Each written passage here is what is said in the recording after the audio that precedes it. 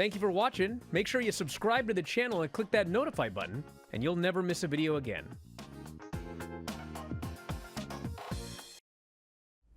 Going once. Bryan. There we go. What's up? Mike? Yeah, I have a question. So, with Penta debuting, but nobody can argue that it was a great debut. Perfectly came off as a star.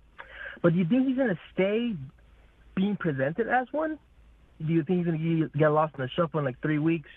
I have a friend of mine, he thinks he's going to be Intercontinental Champion by WrestleMania. What do you guys think? Well, I want to thank you very much for the call. So, we don't know because Dragon Lee came in and they've done absolutely zilch with him, okay? Now, here's the thing. What got Penta over the biggest on Monday was his promo, okay? And he was not supposed to go as long as he did. He went over his time.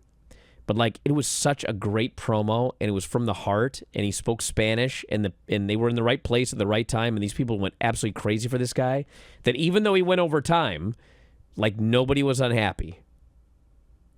At least nobody said it.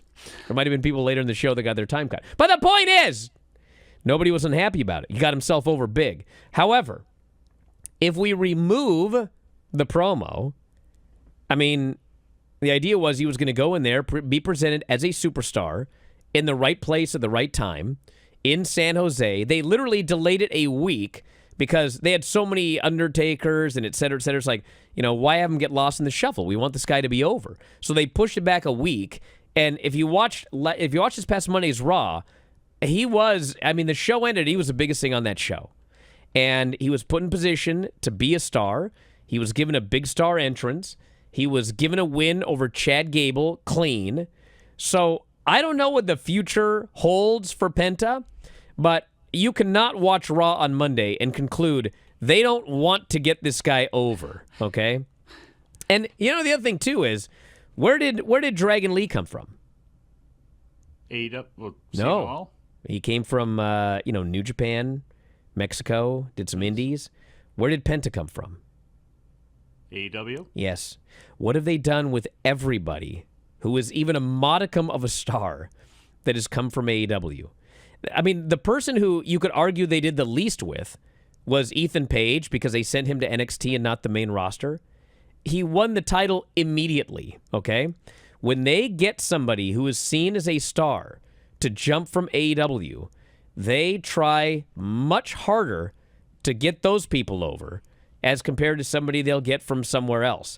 Hey. So I think that he's getting a big push, and I think they're going to try to get him over as the next Rey Mysterio. And obviously, they want Phoenix. So they're not going to bury the guy. They're going to want him to get over so Phoenix is just salivating to show up on this program. They got Brian Pillman Jr. and changed him to Lexus King and made him more Brian Pillman than he'd ever been before in his entire life. I remember when WWE got Chris Jericho way back, and he came over, and they did with Penta what they did with Jericho in a way on that first night, which was take somebody who's a little bit of a star and amplify it and just make people who don't know what's going on see all this reaction, see people wearing this guy's merch already, doing his catchphrase already, and going, what the hell is going on here? And then he sold it with the promo. Now would be the time to strike with him. I do worry long-term because they have a bad reputation because of all the people they brought in. But, again, they've been waiting for another Rey Mysterio to come along, and I think they have him. They can say it's not the next Rey Mysterio. It's going to be the first Penta. Just a quick note before this free video. If you click like and subscribe, I'd be very thankful.